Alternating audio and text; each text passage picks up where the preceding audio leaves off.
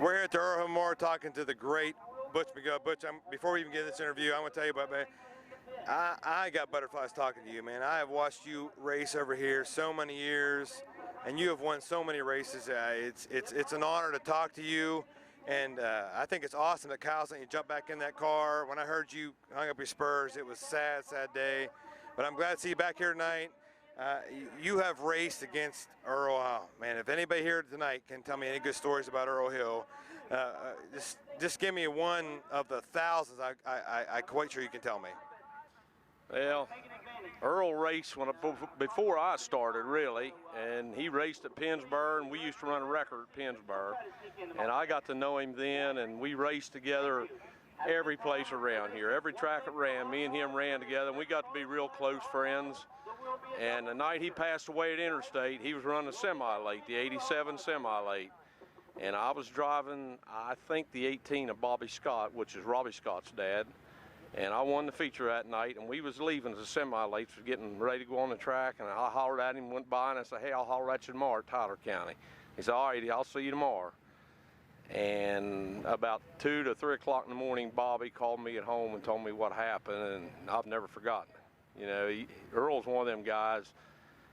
He wasn't hard-headed like me. You know, he let things go, and he didn't start trouble or nothing like that. But he's probably one of the hardest racers you ever raced against.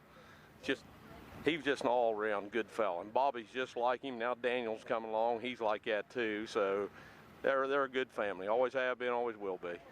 I was just down talking to Daniel, and he is a long-winded man, man. But yeah, it was a great interview. It was good to talk to him.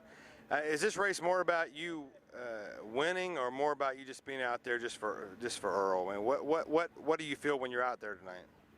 Well, I don't know. I hadn't been in the car since last year, so I don't know. But it'll be different because I sold everything this winter to Kyle and Denny and Dennis Powell, and they bought everything. Of course, I made them a heck of a deal on everything because I was tired of working on it, tired of spending money, and I'll be 65 years old in October. Done this stuff all my life, and I couldn't keep up with it. And they told me when they bought it, said, now we're going to keep your seat. If you want to race, it's there for you to race. And Kyle called me a couple weeks ago and wanted to run this race, and I said, sure, anytime you want to run, I'll jump in and go. So we went down there this morning, changed seats around. And he ran the car last night, run third at Hilltop with it, so the car's still pretty good, you know. Still got my Ford motor in it, I like that. So we'll see what happens. If I can make the show and get through the night and have a good finish, I'll be tickled to death. Yeah, I was down at Legendary, and I just happened to roll in late, and I saw that slicks on the back of that car, and I was like, oh my God, it's Butch McGill, he's back. So, I mean, I'm awesome to see here. It's great, great, great, great. It's a great cause, and Earl was an amazing racer. And you get back out there, I'm going to tell you what, I mean, there's a lot of heavy hitters tonight, but to see you suit up behind the wheel, for me, it's emotional, it's great. I mean, I think, you know, all in all, it's a great cause. I'm glad to see Sue back out, Butch. I mean, I'm lost for words, man. I just hope you get out there and do your best. I mean, you have any thoughts on the track? The sun's beating down on tonight. I mean, it's Tyler. You've been here 1,000,000 times. What do you think about the track? If a track's smooth, it's the best racetrack in the country, but it's too fast to be rough. I think they found that out Thursday night, so maybe they learned a lesson. They'll get her smooth again, you know.